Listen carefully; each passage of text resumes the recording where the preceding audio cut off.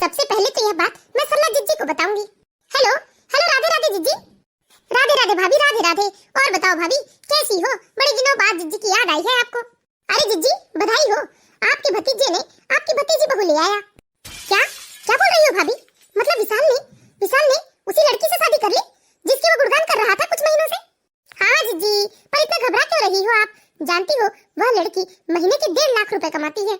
लेकिन भाभी तुमने तो अपनी बड़ी बहू को कभी नौकरी नहीं करने दी, यह कहते हुए कि तुम्हें तो कामकाजी ही बहू चाहिए। फिर विशाल की बारी में तुम इतनी नरम कैसे हो गई? अरे क्या बताऊं जिज्जी, मेरी हिम्मत ही मारी गई थी। जो बड़े बेटे की शादी के समय मैंने यह कह दिया था कि मुझे सिर्फ कामकाजी बहू चाहिए। मैंने तो सोचा था कि जमींदार घर की बेटी है, अच्छा खासा भर भर कर दहेज देंगे, लेकिन मैं तो दोनों तरफ से हाथ धो बैठी। लेकिन जिज्जी जो भी होता है ना बहुत अच्छे के लिए होता है। बड़े बेटे के समय मैंने जो गलती की उससे मैंने अच्छा खासा सबक ले लिया, और जब छोटी बहू की बारी आई तब मैंने अपना अकल दौड़ाया और मैंने अपनी छोटी बहू के रूप में लक्ष्मी को चुना है। लक्ष्मी आएगी तो अपने साथ लक्ष्मी लेकर आएगी, फिर मेरे घर में भी एक से बड़े एक महंगे से महंगे सामान होंगे। देख लो भाभी हिसाब से, कभी कभी रुपए पैसे वाली लड़कियां ना बड़ी ही घमंडी होती है, वह सास ससुराल को ज्यादा मान सम्मान नहीं देती है। अरे जिज्जी अभी की ही बात ले लो, हमारे घर में कमाने वाले हमारे 2 ही बेटे हैं, तो आप साल भर में 1-2 बार आती है तो मुश्किल से 1500 रुपए की चीजें हम आपको दे पाते हैं और मान सम्मान भर भर कर देते हैं, लेकिन फिर भी आपका मन नहीं भरता होगा। आप भी सोचते होंगे कि दूसरे लोग अपने मायने के जाते हैं तो उन्हें 1000-4000 रुपए की चीजें मिलती है, और जब छोटी बहू रुपए कमा कर लाएगी तो रुपयों की तो कोई तंगी होगी नहीं, तो फिर भी हम आपको साल में 1000-4000 रुपए की चीज देंगे। आप भी खुश, हम भी खुश, छोटी बहू भी खुश। अच्छा ठीक है जिज्जी, यह खबर मैं अपनी बहन को भी दे देती हूँ। और सुनो जिज्जी, फोन तो नहीं काटी? Hello hello. हाँ भाभी सुन रही हूँ, बोलो ना। अरे जिज्जी विशाल ने कोर्ट मैरिज तो कर ही लिया है, मैं सोच रही थी कि अगले महीने छोटा सा कथा पूजा करवा देती हूँ घर में। ठीक है भाभी, जब मुहूर्त निकल जाए तो बता दियो। ठीक है जिज्जी। राधे राधे जिज्जी, राधे राधे। अब किसको फोन लगाऊं? विमला इतनी भी खुश मत हो। अरे कल किसने देखा है? आज तुम जो अपनी बहू के आने की खुशी में इतरा के रिश्तेदारों को फोन लगा रही हो, कल को ऐसा ना हो कि बहू की वजह से ऐसी कोई बात बन जाए कि वह लोग तुम्हें ताना कसी करे। अरे आप भी ना जी, कमाने वाली बहू आ रही है। अरे 1.5 लाख रुपए महीने कमाती है हमारी बहू, तो खुश ना हो तो क्या रोऊं क्या? अरे जब घर में रुपए आते हैं ना तो घर की सारी समस्याएं खत्म हो जाती है। बड़ी बहू के समय जो मैंने गलती की है ना, वह गलती मैं अपनी सुधार रही हूँ, तो मैं खुश नहीं रहूं तो क्या रोऊं? अरे आपने ही तो रिश्ता करवाया था ना शेखर का, बड़े जमींदार है ये कहते हुए। देख लिया मैंने जमींदारों की जमींदारी। मुश्किल से 4 बर्तन और 2 जोड़ी कपड़े में अपनी बेटी को विदा कर दिया फटीचरों ने। देखो विमला, मैंने यह बात तुमसे कई बार कही है और आज फिर दोहराता हूँ। हमारी बड़ी बहू बहुत ही अच्छी है, बेचारी संस्कारी है, घर परिवार चलाने का हुनर है उसके अंदर, सुसंस्कारी है, कभी किसी बात के लिए पलटकर जवाब नहीं देती। इसलिए अपने व्यवहार से उसे परिवर्तित मत कर देना कि वह सुसंस्कारी से आक्रामक हो जाए और कल को वह भी तुम्हारे सामने सिर उठाने लगे। क्योंकि ना कोई इंसान कितना ही अच्छा हो, लेकिन जब सामने वाला उसके साथ बुरा से बुरा बर्ताव करता है तो वह अच्छा इंसान भी बुरा बन जाता है। ठीक है मान गए, विशाल बहुत जिद कर रहा था, नहीं तो घर छोड़ने की बात कर रहा था, इसलिए हम उसके लव मैरिज के लिए तैयार हो गए। लेकिन विमला ये इतराने का विषय नहीं है, क्योंकि कहीं ना कहीं बेटा हमारे हाथ से निकल चुका है, तभी तो वह लव मैरिज करने की बात किया और लव मैरिज उसने कर भी लिया। उसके सामने हमारी बातों का कोई महत्व नहीं है। जब वही हमारी बात नहीं मान रहा है तो उसकी पत्नी क्या हमारी बात मानेगा? ऐसा ना हो कि रुपए कमाने वाली बहू हमें खून के आंसू रुलाए, क्योंकि जिंदगी में खुश रहने के लिए रुपए पैसे ही काफी नहीं होते हैं विमला। है, देख लो आ गए बेकार के लेक्चर देने के लिए। देखिए जी आप ना ये बेकार की लेक्चरबाजी तो मत ही कीजिएगा। मैं जानती हूँ कि मुझे अपनी सहेलियों के बीच में कितनी शर्मिंदगी उठानी पड़ती है। लोग कहते हैं कि मेरी बड़ी बहू गंवार की तरह रहती है, गांव की गांठी है, उसे कुछ भी नहीं आता, न पहनने ओढ़ने का तरीका है, न ही बोलचाल का ढंग है। और जहाँ मेरी सहेलियों की बहू है, देख लो कैसे अपने पतियों के साथ कंधे से कंधा मिलाकर चलती है, और मेरी सहेलियों के घर में रुपए पैसों की कोई कमी नहीं है। वह लोग मजे से किटी पार्टी करती है, मनमाने शॉपिंग करती है, लेकिन मैं शेखर की सीमित तनख्वाह में बस जैसे तैसे घर का गुजारा कर पाती हूँ। मुश्किल से 1500 रुपए बचते हैं, वह उससे तो मैं अपने खुद के भी खर्च नहीं निकाल सकती। लेकिन छोटी बहू आ रही है तो महीनों के 1.5 लाख रुपए मेरे हाथ में रखेगी, और मैं विशाल की बात मानकर इस शादी के लिए तैयार हूँ, तो विशाल भी 1.5 लाख रुपए मेरे हाथ में रखेगा। कुल मिला के 3 लाख रुपए महीना मेरे हाथ में आएगा। इसलिए देखिए मैं बहुत खुश हूँ, और मेरी खुशी में ना आप कोई खलबली मत मचाओ। हे ईश्वर, इस मंदबुद्धि औरत को कौन समझाए कि खुश रहने के लिए रुपए पैसे ही काफी नहीं होते। बढ़िया है मुझे लेक्चर देने वाले। माँ मैं मानता हूँ कि जिंदगी छोटे की है और उसे अपनी जिंदगी अपने अनुसार जीने का अधिकार है, लेकिन माँ आपने यहाँ एक गलती कर दी। कैसी गलती बेटा? माँ एक बार आप उस लड़की के माता पिता से मिल लेते, उनके आचार विचार जान लेते, तो हमें भी आसानी होती है बात समझने में कि वह कैसे परिवेश से आ रही है। देखो माँ, परिवार का माहौल देखकर ही ना समझ में आ जाता है कि लड़की कितनी सुसंस्कारी है, क्या वह हमारे परिवार के साथ एडजस्ट कर पाएगी। ओ भैया ये संस्कारी ना तेल लेने गया। जब रुपए पैसे आते हैं ना तो सारी खुशी मिल जाती है दुनिया में। इसीलिए ना मैं ये सोने की अंडे देने वाली मुर्गी को अपने हाथ से जाने देना नहीं चाहती। इसलिए ये सवाल जवाब के भंवर में मुझे नहीं फंसना है। विशाल के फैसले में मैं विशाल के साथ हूँ, इसलिए भैया मुझे इस बारे में कोई बात नहीं करनी है। वैसे भी तेरी शादी के समय में मैंने बहुत बड़ी गलती कर दी, जो उन जमींदारों के घर में मैंने तेरी शादी तय कर दी, यह सोचकर कि जमींदार लोग हैं, मूछ वाले लोग हैं, ज्यादा से ज्यादा दहेज देंगे। लेकिन मुझे क्या पता था, अब क्या ही कहूँ, जाने दे, नहीं तो फिर से तेरे पापा पहुँच जाएंगे और फिर मुझे ही 4 बातें सुना देंगे। माँ, पापा ठीक ही तो कहते हैं, खुश रहने के लिए रुपए पैसे ही काफी नहीं होते माँ। अरे तुम बाप बेटों के लेक्चर के कारण तो ना मेरे सिर में दर्द होने लगता है। जाओ जाकर अपना काम करो। माँ माँ। अरे हाँ हाँ विशाल बेटा। माँ, आज रीता के मम्मी पापा का फोन आया था। बोल रहे थे कि शादी भले ही कोर्ट मैरिज हुई है, लेकिन वह लोग अपनी बेटी को कुछ दहेज देना चाहते हैं। तो बोल रहे थे कि मैं खाली गाड़ी लेकर आऊं और साथ में मैं रीता का सारा सामान लेकर यहाँ रीता को लेकर आ जाऊं। क्या साथ में दहेज भी दे रहे हैं रीता के मम्मी पापा? हाँ माँ, मैंने तो मना किया था, लेकिन उनके मम्मी पापा मान नहीं रहे। कहते हैं कि रीता उनकी इकलौती बेटी है, तो भला वह रीता को कैसे कुछ नहीं देंगे। बोल रहे थे कि करीब ट्रक भरकर सामान होगा। हाय राम, ट्रक भरकर सामान? हाँ मम्मी। सुना सुना तूने शेखर, सुना तूने विशाल ने क्या कहा, ट्रक भरकर सामान? सामान ही गिनते रहो आप लोग तो। मैं पिछले 9 साल से मम्मी जी की इतनी सेवा कर रही हूँ, लेकिन मेरी सेवा का कोई मेवा नहीं, मेरी सेवा का कोई गुणगान नहीं। और वह जो अभी तक इस घर में नहीं आई है, उसका चारों तरफ मम्मी जी दिनों रात पीट पीट कर गुणगान कर रही है। मैंने मम्मी जी की खुशी के लिए क्या कुछ नहीं किया। अरे मैंने भी एमएससी किया था, मैं चाहती तो कोई भी नौकरी कर सकती थी, लेकिन मम्मी जी ने तो साफ साफ कह दिया था कि उन्हें अपने घर के लिए कामकाजी बहू चाहिए। तो मैंने नौकरी करने की जिद छोड़ दी, और आज मम्मी जी इस बात के लिए ढोल नगाड़े बजवा रही है कि उन्हें नौकरी पेशा बहू मिली है, कमाऊ बहू मिली है, बहू के रूप में लक्ष्मी मिली है, और मेरे माता पिता को फटीचर बता रही है। जबकि हमारी शादी तो मम्मी जी और पापा जी की मर्जी से हुई थी, और यहीं से पहले रिश्ता गया था मेरे घर में। मेरे माता पिता तो इन लोगों से रिश्ता मांगने नहीं आए थे ना। खैर, मैं मम्मी जी का गुस्सा उस नई नवीली दुल्हन से नहीं उतारूंगी। मुझे तो इस बात की खुशी है कि चलो इस घर में कोई तो ऐसा आ रहा है जिससे मैं अपना सुख दुख बांट सकती हूँ। कि कभी मेरे सिर में दर्द हो तो वह एक टाइम का खाना ही बना दे, मेरे लिए तो खुशी की ही बात है। मैं मम्मी जी की नाराजगी उस बेचारी पर कभी नहीं उतारूंगी। माला, मैं ऑफिस जा रहा हूँ। क्या हुआ जी, इतनी नाराजगी क्यों जता रहे हैं आप? अब नाराजगी ना जताऊं तो क्या करूं? माँ किसी की बात मानने को तैयार ही नहीं है। उन्हें जो लगता है वह वही करते जा रही हैं, और मुझे तो इस बात की टेंशन हो रही है कि कहीं माँ की जिद और लालच की वजह से हमारा इतना प्यारा, इतना अच्छा परिवार कहीं टूटकर बिखर न जाए।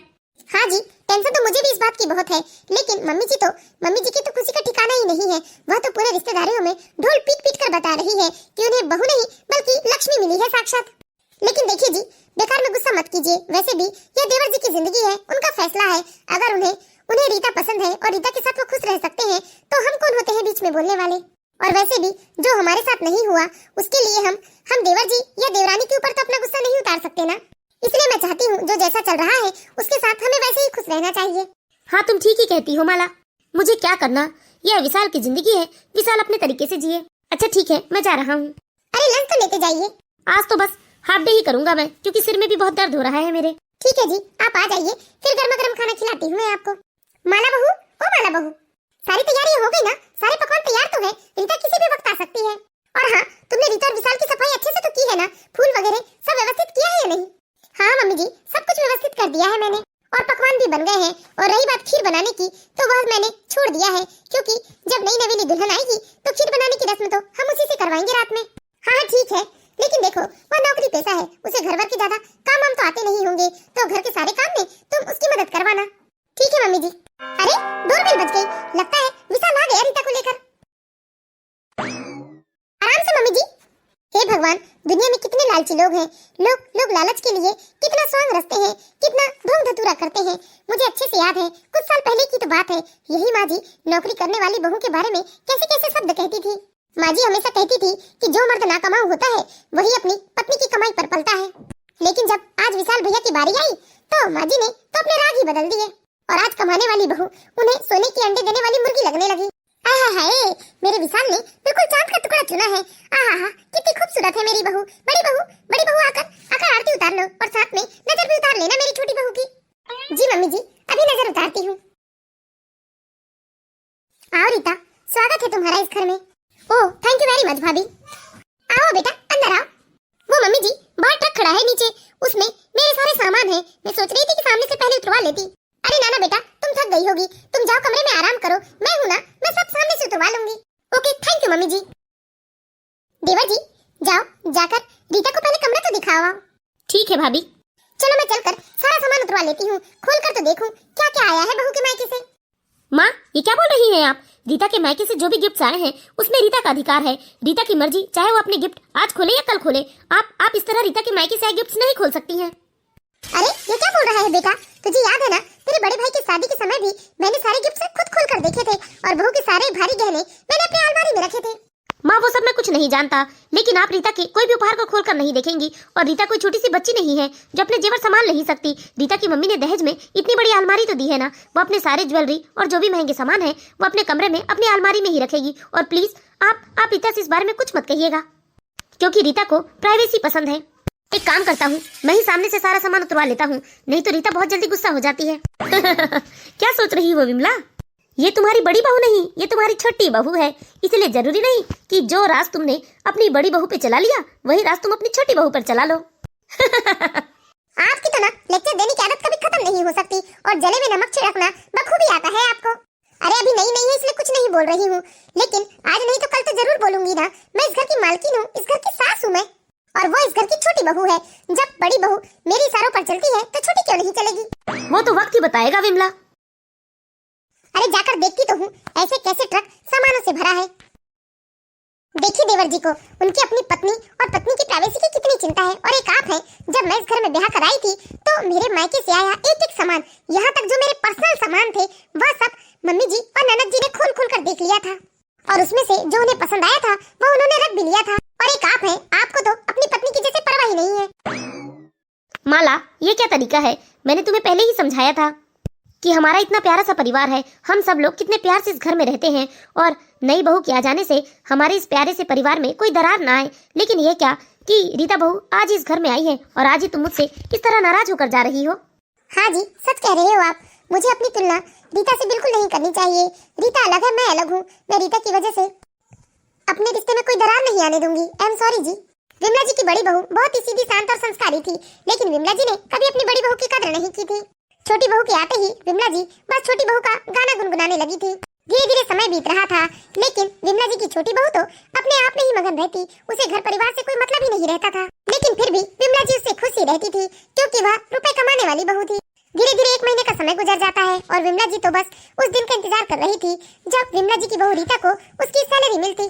और आखिरकार वह दिन भी आ जाता है जब महीने की पहली तारीख को रीता और विशाल अपनी सैलरी लेकर घर आते हैं।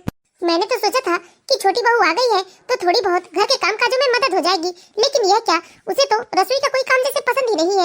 बस सुबह सुबह आएगी, अपना लंच लेकर चली जाती है। ऐसा नहीं कि थोड़ा सा रसोई में मेरी मदद करवा दे। मम्मा मम्मा। क्या है बेटा? मम्मा दादी ने कहा है कि आज महीने की 1 तारीख है, इसलिए आप कुछ स्पेशल और मीठा बनाएंगे क्योंकि दादी आज बहुत खुश है। क्या? लेकिन आज ऐसा क्या है जो मम्मी जी इतनी खुश है? अरे मम्मी, दादी बता रही थी कि आज चाचू और चाची की पहली सैलरी आने वाली है, तो दादी इसलिए खुश है कि चाचू और चाची लाकर अपनी सैलरी दादी के हाथ में देंगे। ओह अच्छा, ये बात है। ठीक है बेटा, जाओ तुम जाकर अपना होमवर्क कर लो, मैं बना लूंगी कुछ स्पेशल। अरे बेटा आ गए तुम लोग ऑफिस से? हाँ मम्मी। अच्छा रीता बेटा, बहुत दिन हो गए हमने तुम्हारे हाथ की चाय नहीं पी है, एक काम करो ना, गर्मा गर्म अदरक वाली चाय बना कर ले आओ।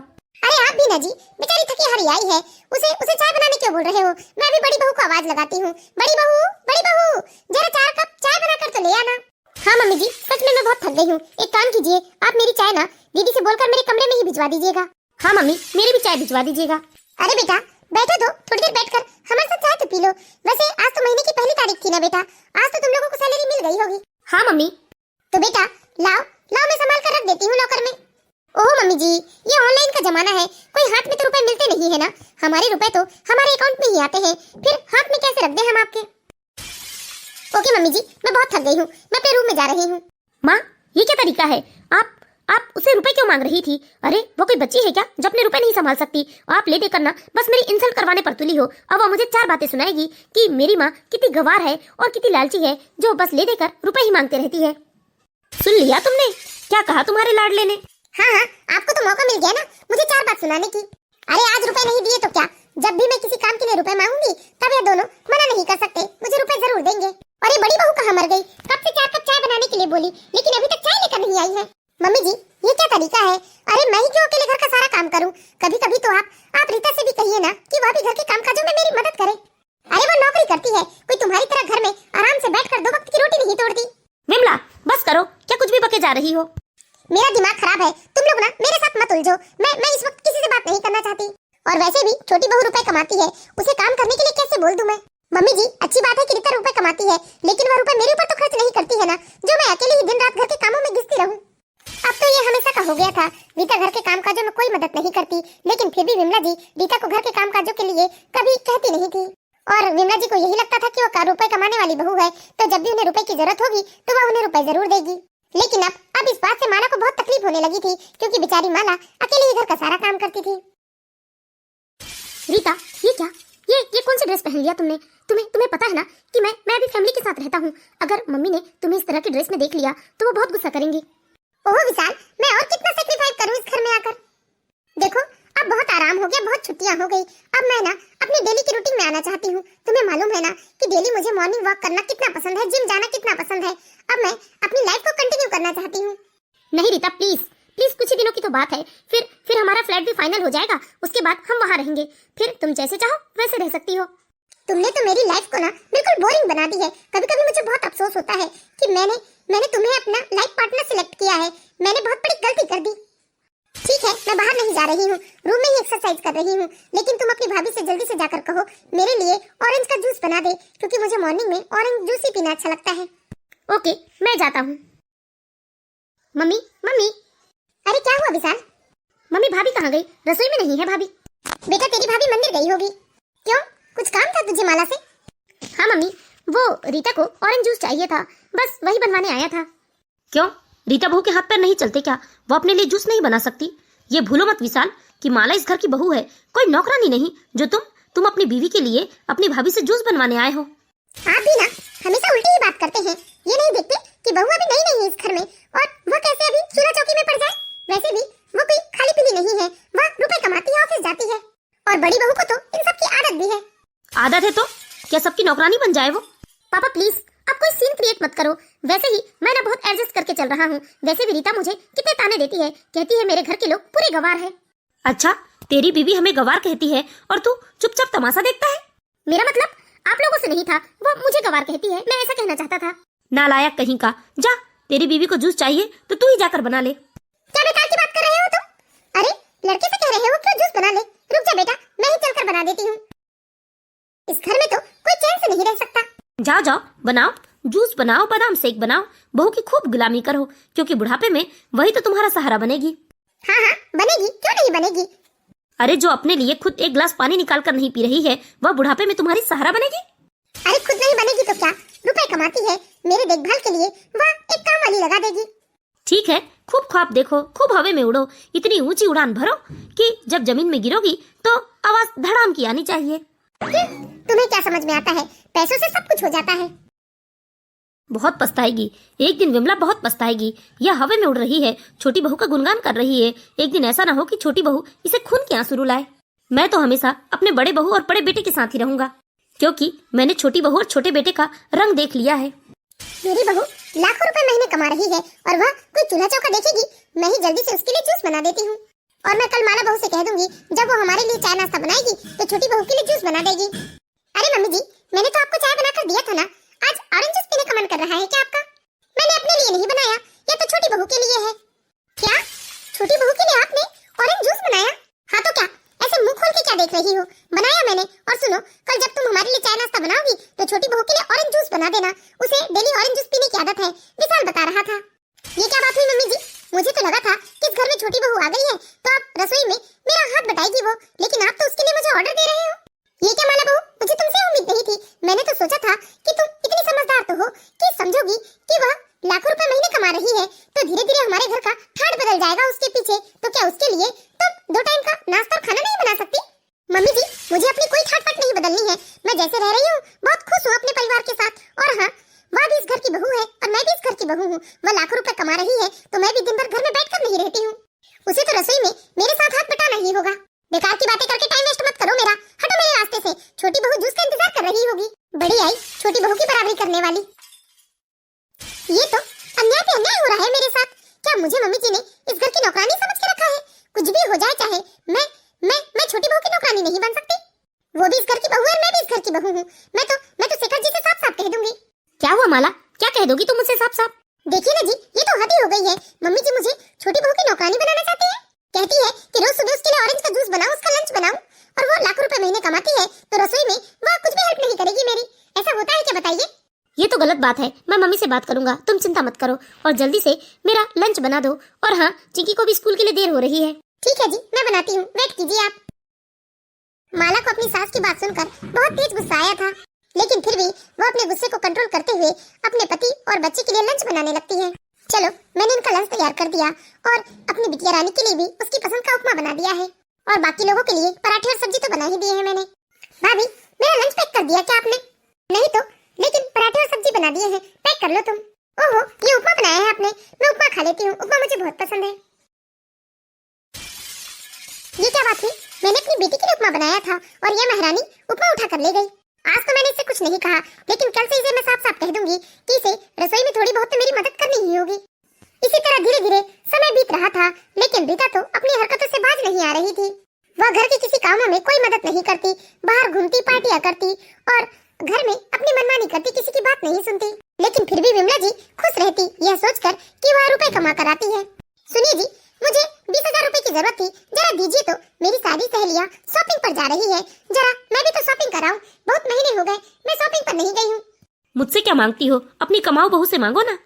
हाँ, नहीं दे सकते तो मत दो, पर ताने क्यों मार रहे हो? देखना, 20,000 क्या, मेरी बहू तो खुश होकर मुझे 50,000 रुपए देगी। हाँ, 50,000 क्यों, लाखों रुपए कमाती है तुम्हारी बहू, तो लाख रुपए भी दे सकती है तुम्हें।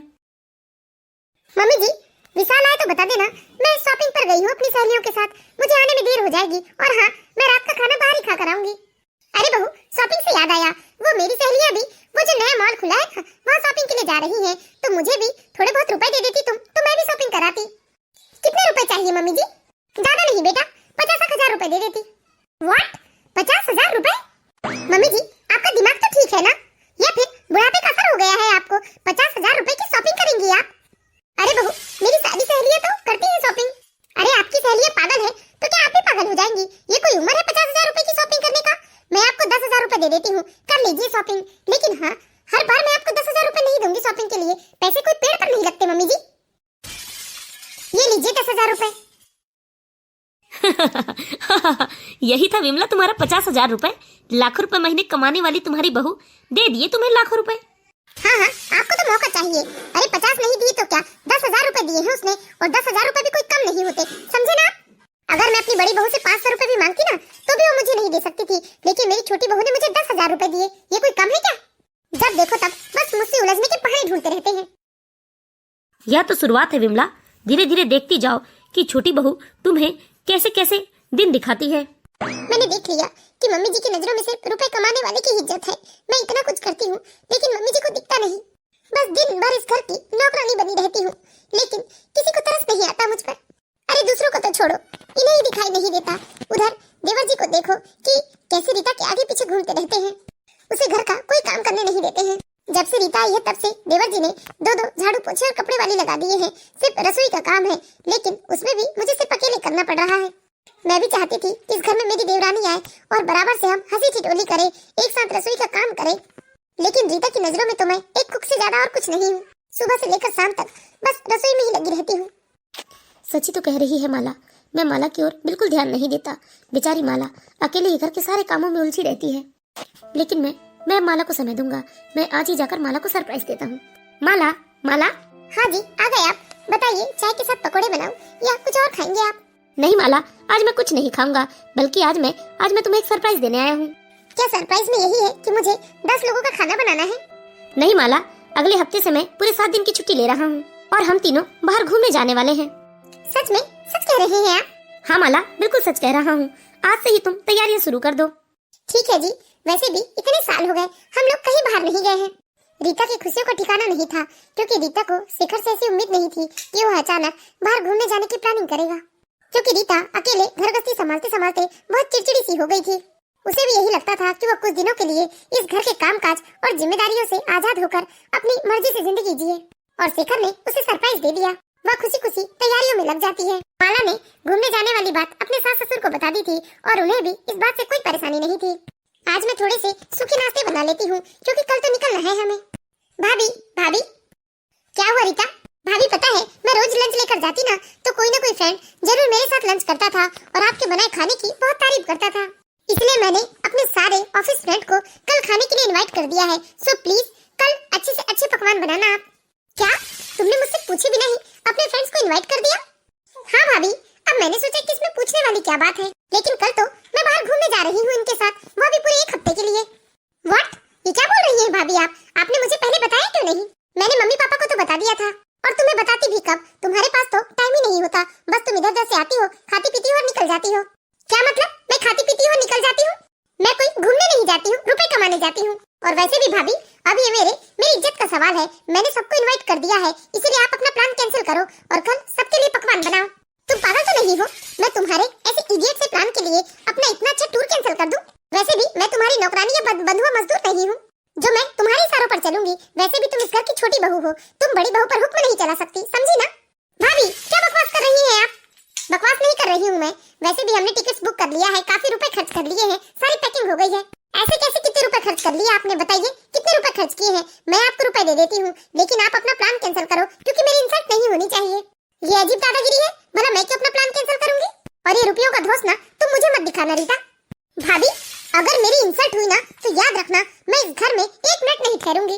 अरे रीता बहू क्या हो गया? क्यों चीख रही हो जोर जोर से?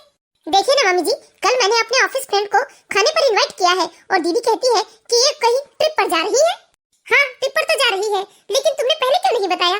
अरे इन्होंने भी मुझे कौन सा पहले बता दिया था? देखिए मम्मी जी, यह मेरी इज्जत का सवाल है। अगर मैं कल अपने फ्रेंड्स को इनवाइट नहीं कर पाऊंगी ना तो मैं कल ही अपना ससुराल छोड़ दूंगी। क्या ये क्या बोल रही हो तुम? नहीं तुम्हें ससुराल छोड़ने की जरूरत नहीं है, मैं समझाती हूँ माला बहू को। माला बहू एक ही दिन की तो बात है ना, तुम अपना टूर कैंसिल कर दो, फिर तुम बाद में चली जाना शेखर के साथ, मैं शेखर को समझा दूंगी। वाह मम्मी जी, मान गए आपको।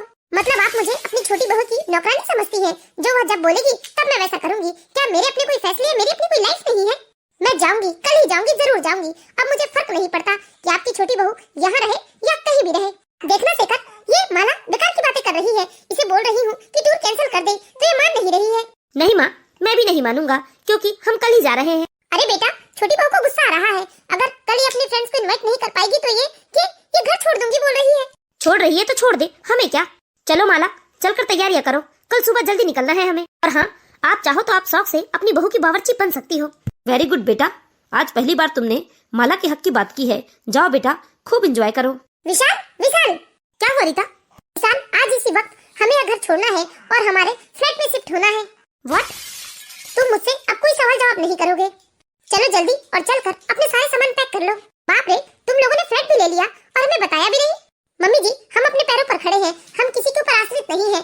जो अपने सारे फैसले आप लोगों को बताएं या आप लोगों से पूछ कर करें। अरे बहू, ऐसा ना कहो। और तुम मुझे छोड़कर कैसे जा सकती हो? मैंने तो हमेशा तुम्हारा साथ दिया है, तुम्हें अपनी बिटिया की तरह प्यार दिया है। मैं भी तुम लोगों के साथ चलूंगी और जहाँ तुम लोग रहोगे वहीं रहूंगी। मैंने वो फ्लैट वृद्धाश्रम खोलने के लिए नहीं लिया है, उस फ्लैट में मैं सिर्फ अपने पति के साथ रहना चाहती हूँ। कमान विशाल, जल्दी आओ और आकर पैकिंग करो। सच में बेटा, क्या तू अपने माता पिता को छोड़कर चला जाएगा? क्या करूँ माँ, अब मैं अपनी पत्नी को तो छोड़ नहीं सकता। वैसे मैंने आप लोगों को बहुत समझाया था, लेकिन आप लोग तो हमेशा रीता को गुस्सा ही दिलाती हैं। देख लिया अपने कमाऊ बहू के रंग। अब तो तुम्हें बहुत अच्छे से समझ में आ गया होगा कि रुपयों की चमक कभी कभी आंखों को अंधा बना देती है। मैं तो चला अपने बड़े बेटे बहू के पास। आज पहली बार आपके ताने को सुनकर मुझे गुस्सा नहीं आया, बल्कि अफसोस हो रहा है अपनी गलतियों पर। मैं अपनी लक्ष्मी जैसी सुसंस्कारी माला बहू को छोड़कर इस चंडालन बहू के पीछे पड़ी थी और इससे उम्मीद कर रही थी कि यह मुझे जिंदगी की सुख देगी। इसने तो मुझसे मेरा बेटा भी छीन लिया। मैंने अपनी बहू को पहचानने में गलती कर दी। लेकिन दोस्तों, आप मत कीजिएगा। दुनिया में वही व्यक्ति सुखी है जो रिश्तों की पहचान और अहमियत करना जानता हो।